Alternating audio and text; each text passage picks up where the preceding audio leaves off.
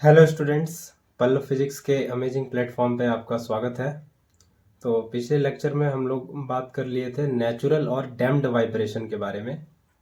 काफ़ी डिटेल में डिस्कशन किए थे। अब थोड़ा आगे बढ़ते हैं और आज बात करेंगे फोर्स्ड वाइब्रेशन एंड रेजोनेंस।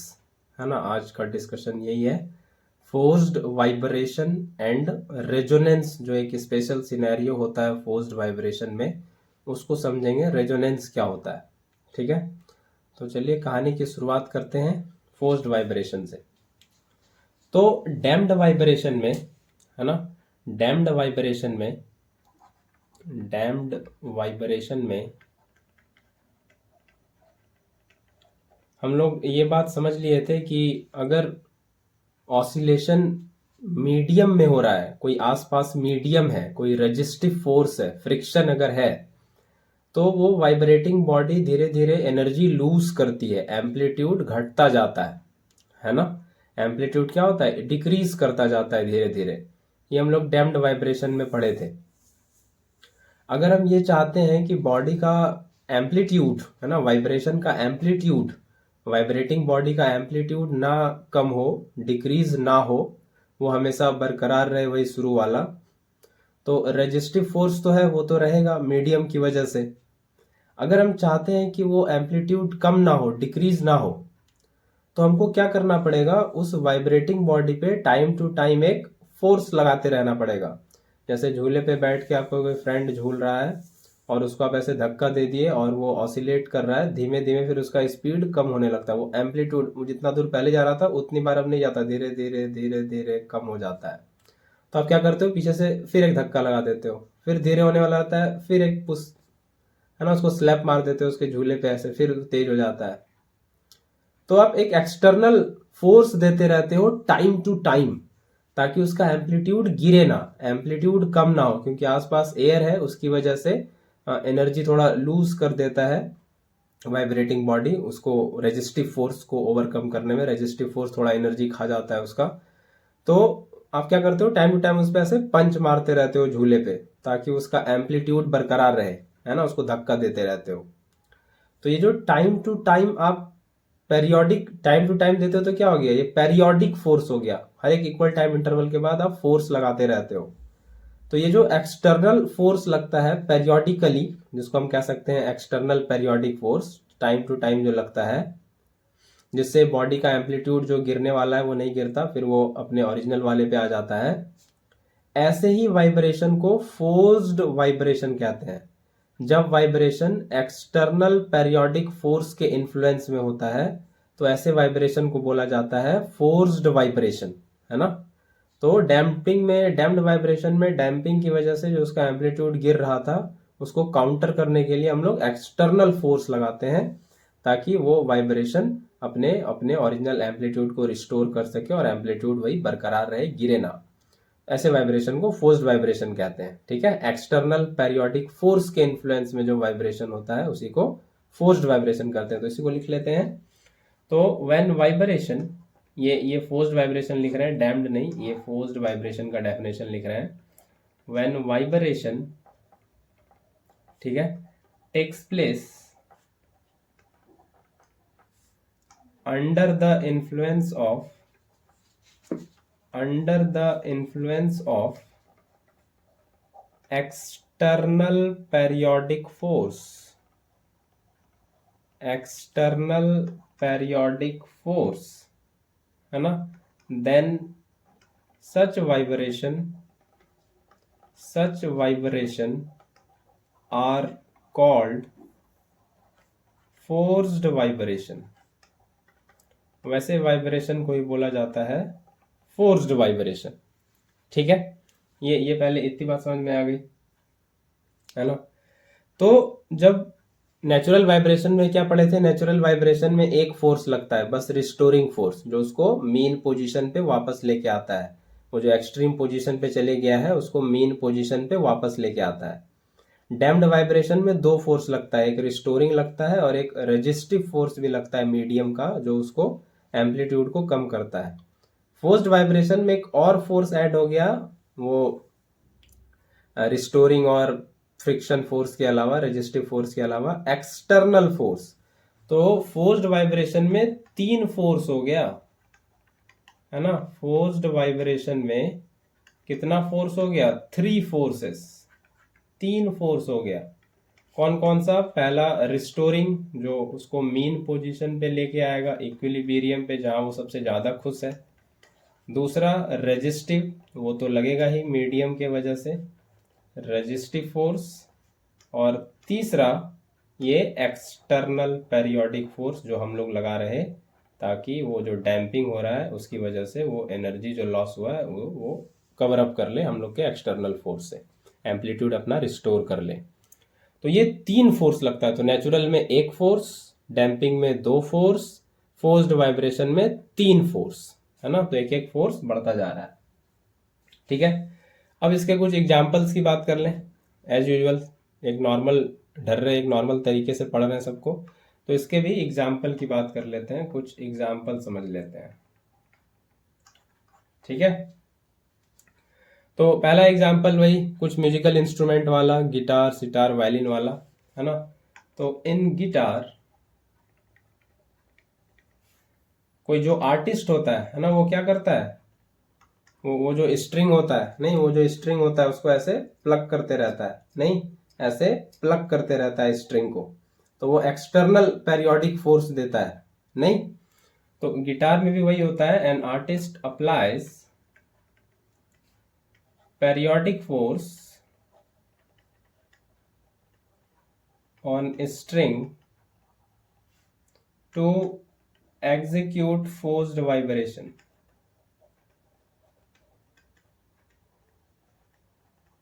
है ना। तो ये भी क्या है, फोर्स्ड वाइब्रेशन का एग्जाम्पल है। और दूसरा एग्जाम्पल हो सकता है बिल्कुल, वाइब्रेशन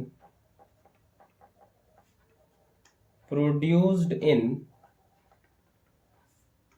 डायफ्रागम, जो भी आप कहते हो, diaphragm of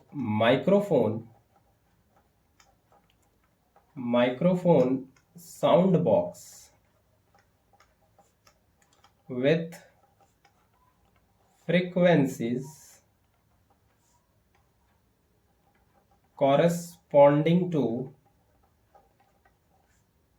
speech of speaker।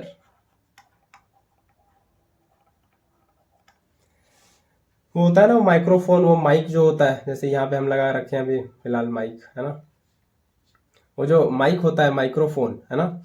तो उस पे जब आप बोलते हो, है ना, कुछ भी आप बोले, तो आप जो बोले, आपके यहाँ से जो वाइब्रेशन निकला उसकी जो फ्रीक्वेंसी है ना, तो आपका जो वाइब्रेशन है ना, आपका जो वाइब्रेशन है, ये आपका जो एनर्जी निकला, ये आपकी जो फ्रीक्वेंसी है ना, उसी से क्या होता है, आप लोग कोई म्यूजिक बॉक्स देखे हो कभी, म्यूजिक बॉक्स अंदर खोल के वो जो ऐसे मैग्नेट सा होता है, कोन जैसा निकला हुआ, वो मैग्नेट में एक कपड़ा जैसा चीज होता है, देखो पतला कपड़ा जैसा, है ना, उसी पे आवाज गिरती है, धम धम, वो वाइब्रेशन होता है ना। डीजे में भी रहता है, सब में रहता है, सारे म्यूजिकल बॉक्स में वो एक मैग्नेट वाला जो होता है ऐसे करके स्ट्रक्चर, उसमें बाहर ऐसे कपड़ा होता है पीला जैसा कलर का, देखे होगे, ब्राउन जैसा, है ना। तो वही डायफ्राम है, उसी पे वाइब्रेशन गिरता है और वो फिर वाइब्रेशन आपको सुनाई देता है। तो उसी पे क्या कर रहे हैं, एक्सटर्नल पेरियोडिक फोर्स बार बार दे रहे हैं। कहाँ से? ये माइक में जो बोल रहे हैं, है ना, ये माइक में जो बोल रहे हैं, ये जो वाइब्रेशन है, यही उस पे बार बार गिर रहा है, यही एक्सटर्नल फोर्स है जो हमारे मुंह से वाइब्रेशन निकल रहा है ना।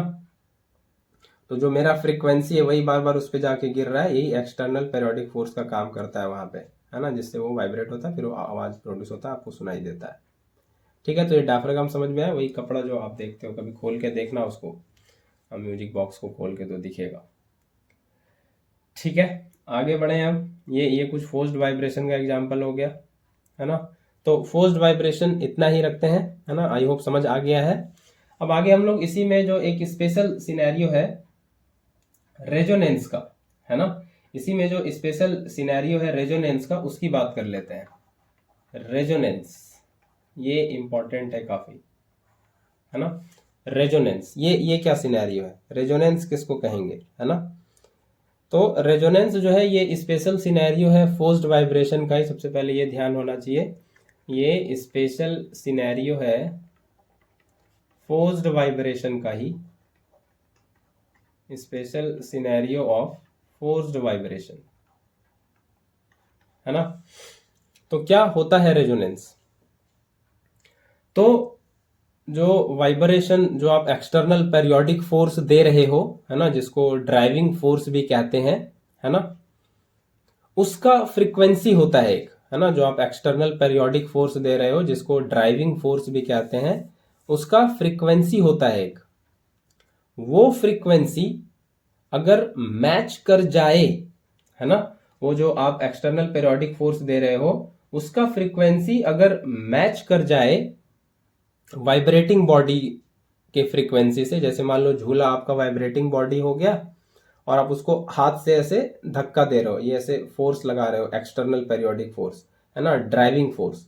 तो ये आपके फोर्स का जो फ्रीक्वेंसी है, ये अगर उस झूले के नेचुरल फ्रीक्वेंसी से मैच कर जाए, नेचुरल फ्रीक्वेंसी से मैच करने का मतलब है कि वो झूला अगर ऐसे माहौल में झूल रहा है जहां वैक्यूम है ना, और वो अपने नेचुरल फ्रीक्वेंसी से ऑसिलेट कर रहा है, तो वो नेचुरल फ्रीक्वेंसी है ना। झूले को आप ऐसे एक्सट्रीम तक लाए, छोड़ दिए और झूला ऐसे ऑसिलेट कर रहा है, ये वैक्यूम में।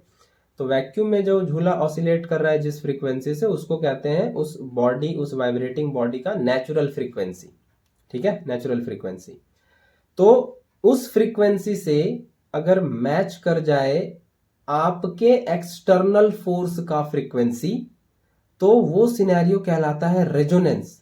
और बड़ा कमाल का फेनोमेना होता है इसमें, जब रेजोनेंस होता है तो एम्पलीट्यूड वाइब्रेटिंग बॉडी का बहुत ज्यादा बढ़ जाता है, ऑसिलेशन बहुत तेज होने लगता है, और एम्पलीट्यूड उस वाइब्रेटिंग बॉडी का बहुत ज्यादा बढ़ जाता है, इनॉर्मसली, कंसिडरेबली, सिग्निफिकेंटली बढ़ जाता है एम्पलीट्यूड। तो आप जो फोर्स लगा रहे हो उसका भी एक फ्रीक्वेंसी होता है, और वो जो वाइब्रेटिंग बॉडी है उसका भी अपना एक नेचुरल फ्रीक्वेंसी है।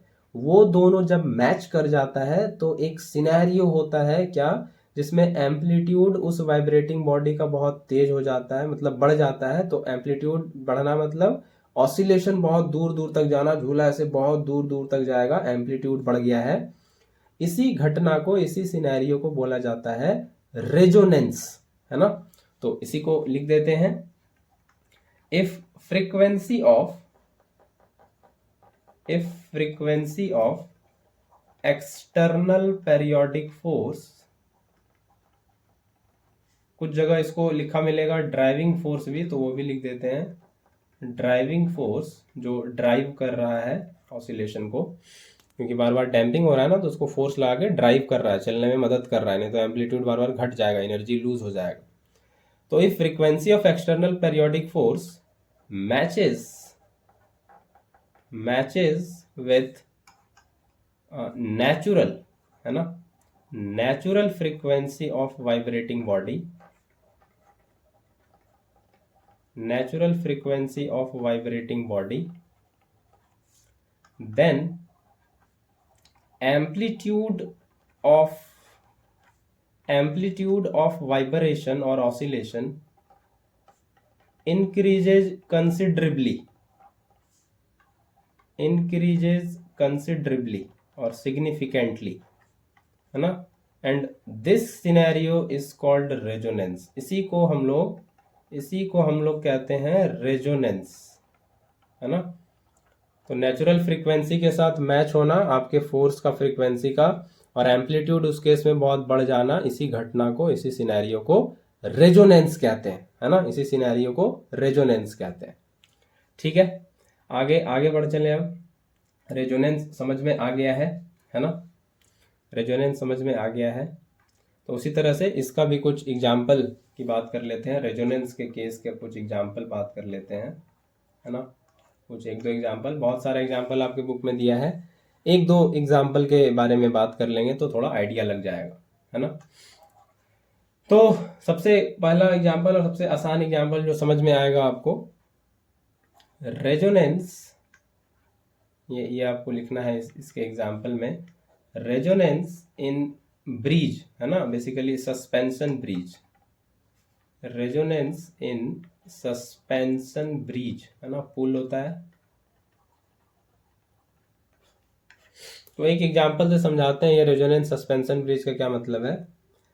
तो अगर पुल पे, है ना, पुल पे कोई सेना की टुकड़ी अगर मार्च करे, है ना, बैंड ऑफ, है ना, मार्च, बैंड ऑफ सोल्जर्स, है ना, अगर मार्च करते हुए जाए, वो कदम ताल करते हुए जाती है ना, एक साथ उनका पाँव एकदम सिंक्रोनाइज्ड रहता है, उनका मोशन, एक साथ पाँव उठेगा, एक साथ पाँव गिरेगा, एक साथ आगे, एक साथ पीछे, है ना, एकदम सिंक्रोनाइज्ड रहता है, बहुत डिसिप्लिन्ड है आर्मी। किसी भी कंट्री की होती है, हमारी भी कंट्री की है, डिसिप्लिन्ड है हाईली, तो बड़ा सिंक्रोनाइज्ड वे में चलता है, हमारी आर्मी चलती है बड़ा सिंक्रोनाइज्ड वे में, है ना, एक साथ आगे जाना, पैर एक साथ पीछे लाना, एक साथ पैर उठाना, एक साथ पैर रखना, है ना।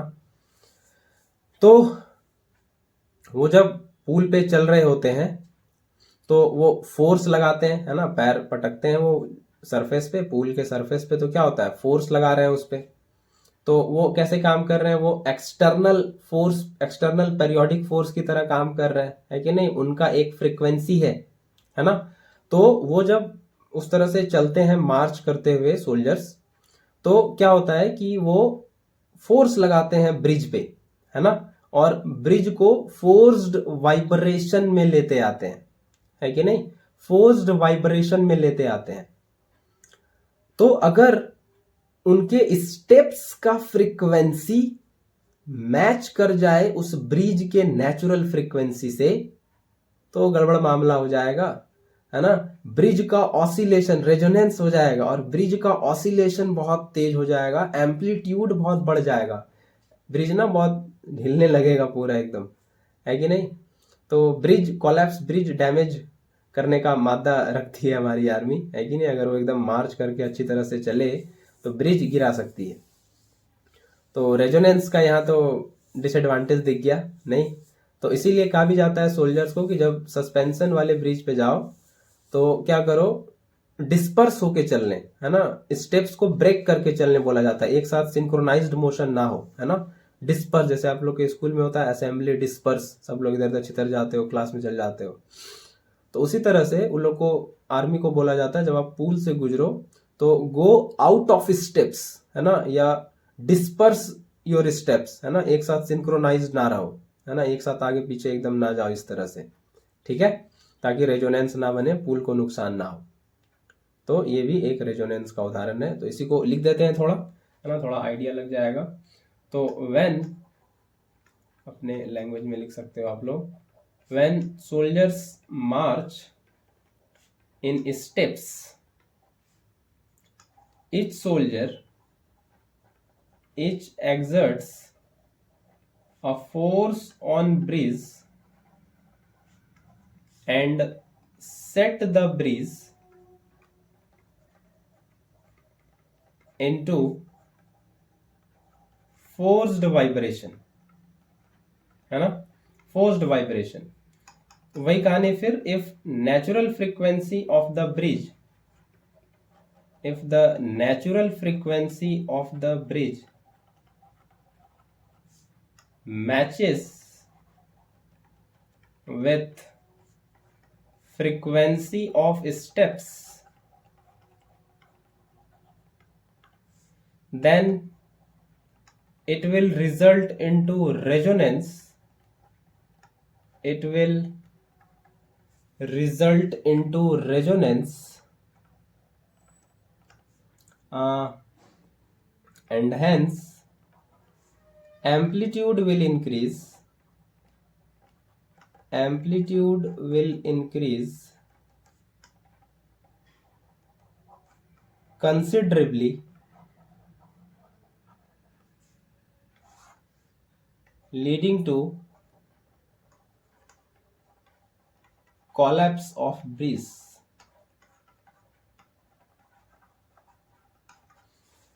तो आर्मी एक साथ उस तरह से चले तो ब्रिज को नुकसान कर सकती है कि नहीं, रेजोनेंस वाला सिनेरियो अचीव हो जाएगा। तो आई होप ये पहले आपको समझा भी दिए, लिख भी दिए, अब आपको समझ ये आ गया होगा सही तरीके से, है ना। अब हम लोग कुछ म्यूजिकल इंस्ट्रूमेंट का एग्जांपल ले लें, बहुत सारे एग्जांपल आपके बुक में है, कुछ एक दो इंपॉर्टेंट लेके आपको बस कहानी समझा दे रहे हैं, रेजोनेंस समझ में आना चाहिए बस, इससे मतलब है, ठीक है। एक और एग्जांपल ले लेते हैं, बहुत एग्जांपल है, एक दो ले लेते हैं आप लोग ताकि एग्जाम में साथ इसके साथ अटैच कर पाओ एग्जांपल थोड़ा, तो ये ले लेते हैं, ठीक है, एक और एग्जांपल ले लेते हैं। हाँ, कुछ म्यूजिकल इंस्ट्रूमेंट का रेजोनेंस इन स्ट्रिंग्ड वाले इंस्ट्रूमेंट का है ना, stressed string and sound box of musical instrument, है ना। ये अभी समझाते हैं क्या होता है, पहले समझा देते हैं फिर लिख देंगे, मेरा स्टाइल। तो आप लोग कभी गिटार देखे हो, गिटार, है ना, गिटार में ऐसे करके, है ना, ये ऐसे करके स्ट्रिंग होता है और यहाँ पे देखोगे एंड में यहाँ पे ऐसे करके डब्बा होता है, देखे हो गिटार में, है ना, यहाँ पे ऐसे करके डब्बा होता है, अरिजीत सिंह के गले में बहुत बार देखे होगे और फिर से देख लेना, है ना। यहाँ पे ऐसे करके जहाँ पे थ्रेड खत्म होता है वो वहां पे ऐसे करके डब्बा होता है, ये रेक्टेंगुलर जैसा लगभग, और यहाँ पे ऐसे डिजाइन ऐसे बना होता है ना। यहाँ पे ऐसे करके डब्बा होता है इस तरह से, है ना। तो वो डब्बा नहीं है, वो साउंड बॉक्स है एक तरह से कह सकते हो, है ना। हॉलो चैम्बर होता है, खोखला होता है अंदर से, वो है कि नहीं। गिटार पटकते हुए मूवी में किसी को देखे हो एक बार, हाथ से लेके पटकता है, नहीं, तो वो हॉलो चैम्बर होता है, खोखला होता है अंदर से, अंदर में बस हवा होता है, एयर कॉलम होता है ना। तो वो क्यों दिया जाता है ना, वो सोचेगा भी वो क्यों दिया जाता है, बस यही गिटार तो यहाँ से बज रहा है स्ट्रिंग से, है ना। वो क्यों देते हैं, वो हॉलो चैम्बर क्यों देते हैं, वो साउंड बॉक्स हॉलो चैम्बर क्यों देते हैं, वो खाली वो जो भी चीज़ का बना होता है, फैब्रिक जो भी लकड़ी फाइबर पता नहीं क्या रहता है, वो क्यों दिया रहता है। तो बेसिकली अगर सिर्फ स्ट्रिंग ऐसे बजे ना और वो ना हो तो आपको कुछ आवाज़ सुनाई ना दे, बहुत कम फ्रीक्वेंसी का साउंड, आपको लाउड साउंड नहीं दे, बहुत कम एम्पलीट्यूड का साउंड आता है उससे, है ना। ये स्ट्रिंग बस ऐसे हो तो आपको कुछ सुनाई ना दे, वो स्ट्रिंग से जो आपको आवाज़ सुनाई दे जाता है, जो भी गिटार जब बजता है तो उसी वो हॉलो चैम्बर का कमाल है, जो आपको आवाज़ सुनाई दे जाता है। उस चैम्बर में, उस हॉलो चैम्बर में होती है हवा, एयर कॉलम, है ना। और उस एयर कॉलम का होता है अपना नेचुरल फ्रीक्वेंसी, है ना, जो कि बिल्कुल सेम होता है आपके स्ट्रिंग के फ्रीक्वेंसी जितना, है ना, स्ट्रिंग के फ्रीक्वेंसी जितना। तो क्या होता है, वो एयर कॉलम जो उसके अंदर हवा जो होती है ना, उसका अपना होता है एक नेचुरल फ्रीक्वेंसी, किसी का भी होगा, किसी भी बॉडी का अपना एक नेचुरल फ्रीक्वेंसी होता है जिससे वो वाइब्रेट करेगा, ऑसिलेट करेगा। तो जब आप स्ट्रिंग में ऐसे थ्रेड को ऐसे प्लग करते हो, है ना, थ्रेड को ऐसे बजाते हो, ऐसे प्लग करते हो थ्रेड को नहीं बजाते, थ्रेड को ऐसे प्लग करते हो, तो आप यहाँ क्या देते हो, एक्सटर्नल पेरियोडिक फोर्स देते रहते हो, है ना, आपके फोर्स का फ्रीक्वेंसी है। तो ये फ्रीक्वेंसी जो यहाँ आप दे रहे हो जिससे ये स्ट्रिंग वाइब्रेशन में जा रहा है, तो ये वाला फ्रीक्वेंसी अगर मैच कर जाए एयर कॉलम के नेचुरल फ्रीक्वेंसी के साथ, जो करता ही है, ऐसे उसको बनाते हैं कि एयर कॉलम के फ्रीक्वेंसी के साथ मैच करे ही करे, है ना, ऐसा उसको डिजाइन करते हैं उस हॉलो चैम्बर को कि एयर कॉलम के फ्रीक्वेंसी के साथ मैच करना ही करना है उसको। तो क्या होगा, जब एयर कॉलम के फ्रीक्वेंसी के साथ मैच करेगा तो रेजोनेंस होगा।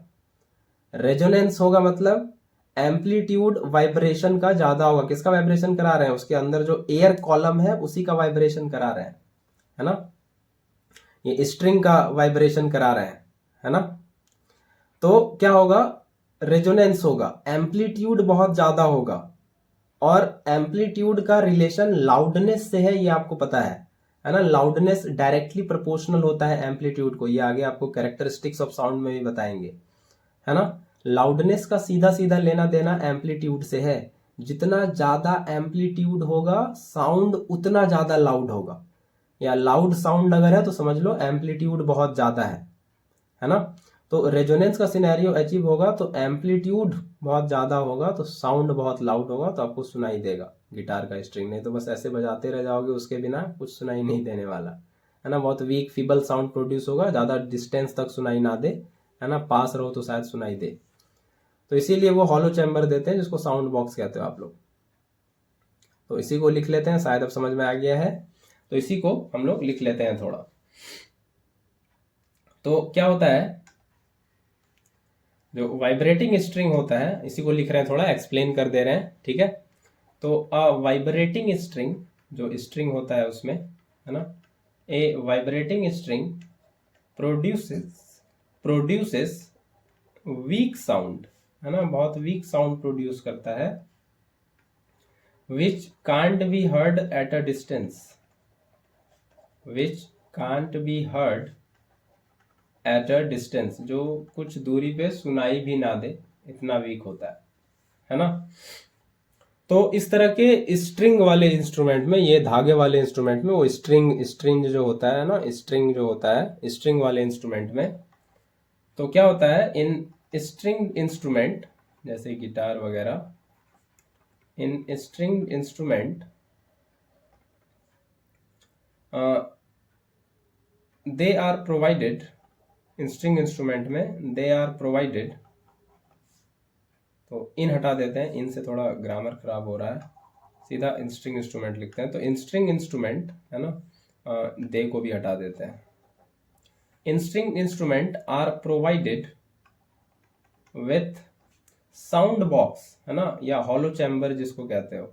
साउंड बॉक्स कहने का वही मतलब है, वो हॉलो चैम्बर है ना, हॉलो चैम्बर, ठीक है, हॉलो चैम्बर, ठीक है।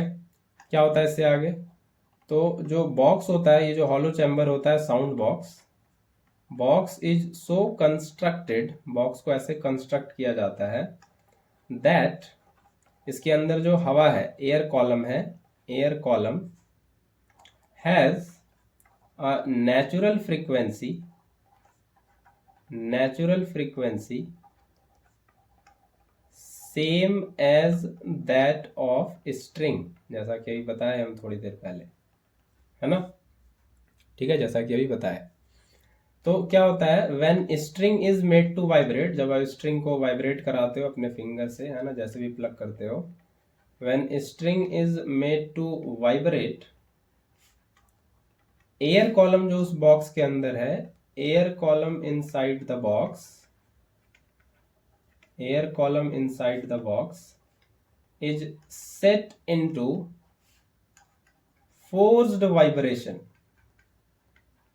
है ना, फोर्स्ड वाइब्रेशन में आ जाता है वो, जिसका फ्रीक्वेंसी, फ्रीक्वेंसी ऑफ हुज या which is same as that of string, और इससे क्या होता है, this leads to resonance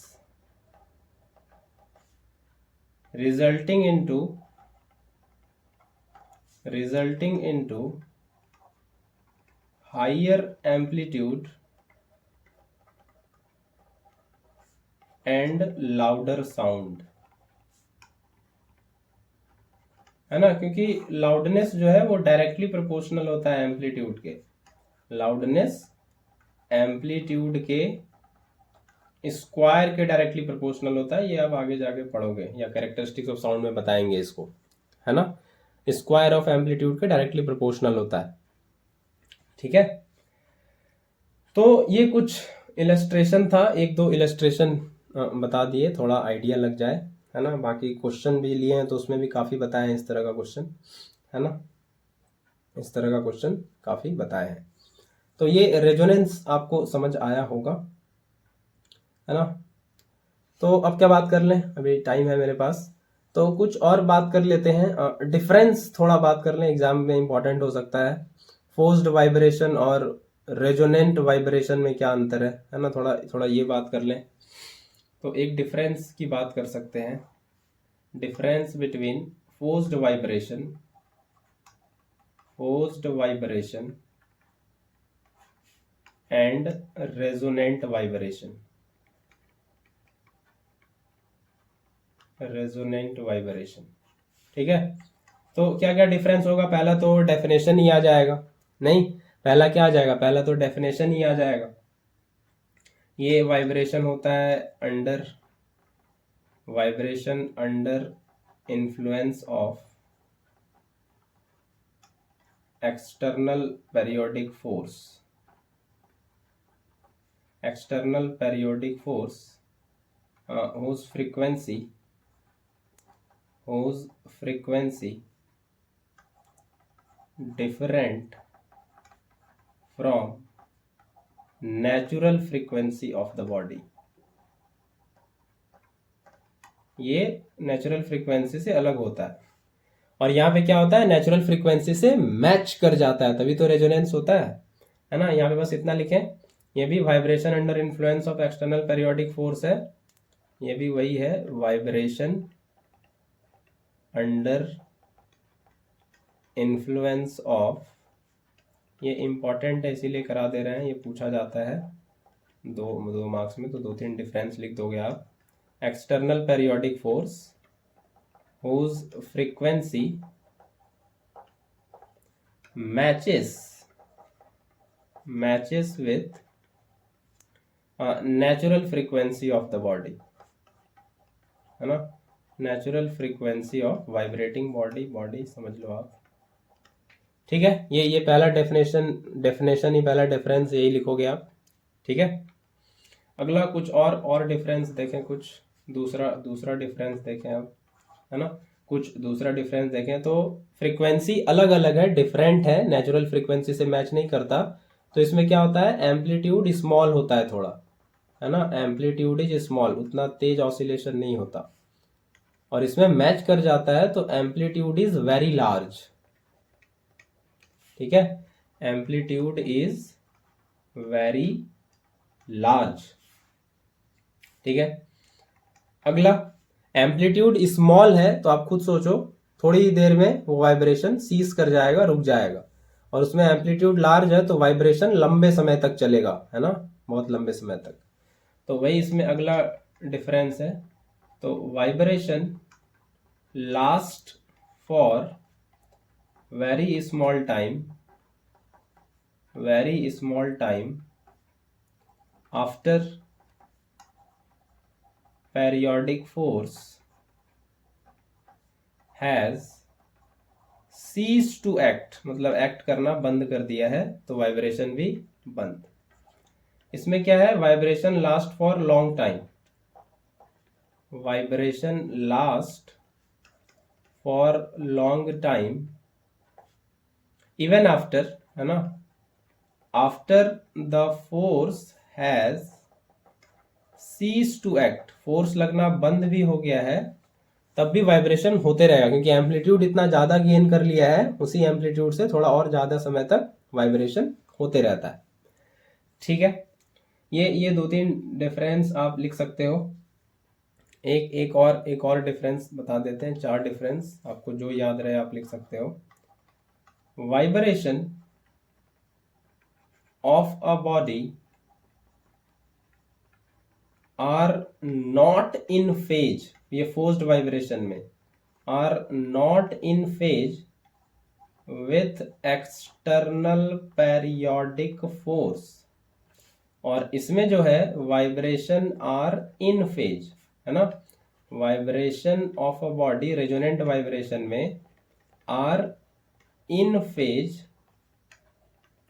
with external periodic force. तो रेजोनेंट वाइब्रेशन में इन फेज होता है वाइब्रेशन एक्सटर्नल पेरियोडिक फोर्स के साथ, और ये फोर्स्ड वाइब्रेशन में नॉट इन फेज होता है। देखो इन फेज कहने का क्या मतलब है, इसमें एक टर्म आता है इन फेज, जैसे थोड़ा आइडिया आप ले सकते हो ऐसे कि एक्सटर्नल पेरियोडिक फोर्स के साथ फ्रीक्वेंसी मैच नहीं कर रहा, फोर्स्ड वाइब्रेशन में डिफरेंट है ना, और उसमें फ्रीक्वेंसी मैच कर रहा, इसलिए इन फेज, और ये इन फेज में नहीं है फोर्स्ड वाला। देखो इन फेज कहने का ये मतलब है कि दोनों का वाइब्रेशन ना अलाइन कर रहा है ना, अलाइन कर रहा है, उसका वेव फॉर्म एक दूसरे के साथ मैच कर रहा है ना, ऐसे एक के ऊपर एक चल रहा है, ऐसे समझ सकते हो लेमैन लैंग्वेज में। थोड़ा और टेक्निकल बात करें तो इन फेज का मतलब होता है कि किसी भी इंस्टेंट ऑफ टाइम पे दोनों, है ना, दोनों बॉडी का, है ना, जो भी दो बॉडी की बात हो रही है यहाँ पे, जैसे बात हो रही है एक वो बॉडी के वाइब्रेशन का, और आपको जो एक्सटर्नल फोर्स दे रहे हो वो दोनों की बात हो रही है। तो दोनों का किसी भी इंस्टेंट ऑफ टाइम पे वेलोसिटी, डिस्प्लेसमेंट, एक्सेलरेशन सब सेम होता है, सेम मैग्नीट्यूड, सेम डायरेक्शन, सब सेम। तो इन फेज कहने का ये मतलब होता है, इन फेज कहने का ये मतलब होता है कि at any instant of time, ये शायद आपको ना बताया गया हो स्कूल लेवल पे, at any instant of time, है ना, displacement, velocity and acceleration of vibrating body are same, है ना, same that is in same direction, ये कहने का मतलब है ना, सेम डायरेक्शन। तो ये मतलब होता है इन फेज कहने का, है ना। अभी आपको इतना ही समझाया जा सकता है 10th लेवल पे, बाकी 11th में जब आप वेव्स पढ़ोगे तो ये बहुत डिटेल में आपको समझ में आएगा। फेज पूरा डिटेल एक कॉन्सेप्ट होता है, फेजर डायग्राम ये सब बताया जाता है, तो वहाँ पे ये लॉजिक आपको फिर सही तरीके से क्लियर हो जाने वाला है, ठीक है। फेज और बेहतर तरीके से समझ में आएगा। अभी आप इतना समझ लो बस, फेज कहने का क्या मतलब है ना। फेज कहने का ये मतलब होता है। और कुछ बात कर सकते हैं, एक और डिफरेंस आता है इसमें, है ना, ये फोर्स्ड और रेजोनेंट वाइब्रेशन था, एक और डिफरेंस बनता है इसमें नेचुरल, है ना, वो जो नेचुरल वाइब्रेशन है या फ्री वाइब्रेशन जिसको आप कहते हो, है ना, नेचुरल वाइब्रेशन और फोर्स्ड वाइब्रेशन, ये भी एक डिफरेंस ये भी बनता है इसमें, है ना। तो ये भी बड़ा आसान है। नेचुरल में क्या होता है, कोई फोर्स लगाते हैं क्या, नहीं लगाते हैं, बॉडी को बस एक्सट्रीम तक लाके छोड़ दिए, वो अपनी मर्जी से जितने फ्रीक्वेंसी से ऑसिलेट कर रहा है वो नेचुरल वाइब्रेशन, कोई उसे एक्सटर्नल फोर्स नहीं लगाते, उस पर बस एक ही रिस्टोरिंग फोर्स लगता है, मीडियम भी नहीं होता। फोर्स्ड वाइब्रेशन में एक्सटर्नल फोर्स लगाते रहना पड़ता है। तो नेचुरल वाइब्रेशन क्या होता है, वाइब्रेशन इन अब्सेंस ऑफ, ये दूसरा डिफरेंस बता रहे हैं, vibration in absence of external force, है ना, कोई नहीं होता एक्सटर्नल फोर्स।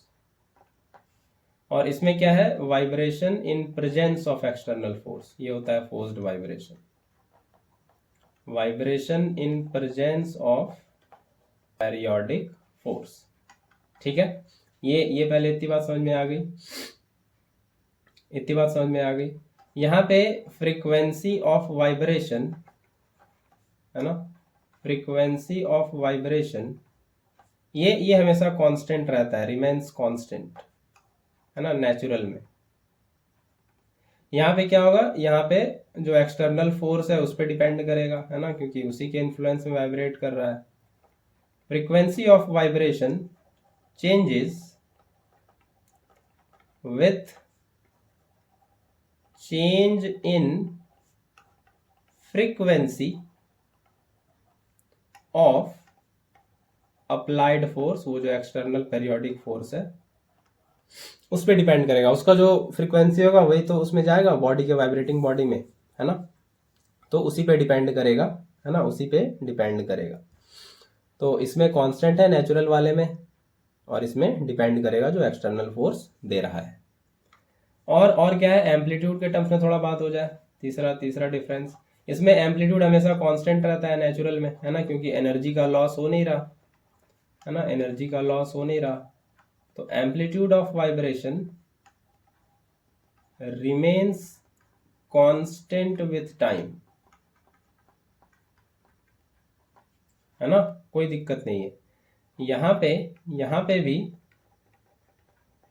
पे भी एम्पलीट्यूड में कोई दिक्कत नहीं है, क्योंकि एक्सटर्नल फोर्स लगा ही रहे हैं।